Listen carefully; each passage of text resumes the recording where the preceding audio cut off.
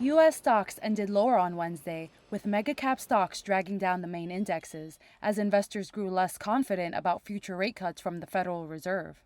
The Dow and S&P 500 both finished almost 1% lower, while the Nasdaq lost more than 1.5%. Shares of McDonald's fell 5% after the CDC said an E. coli outbreak linked to the fast food restaurant's quarter pounder hamburgers killed one and sickened many. Shares of Starbucks rose despite the coffee giant suspending its forecast amid falling demand for its pricey drinks. Stephen Lee is principal at Logan Capital.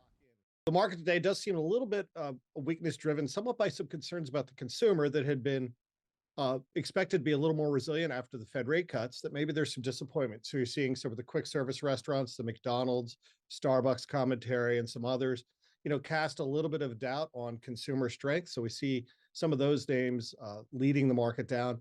In addition, obviously, the E. coli issue with McDonald's is putting a cloud on that as well.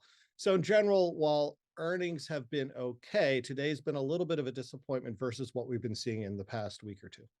Shares of another consumer company, Coca-Cola, fell 2% after it said business in China and the Middle East was weakening. Among the rate-sensitive megacap stocks, Nvidia, Apple, Amazon, and Meta Platforms all lost more than 2%.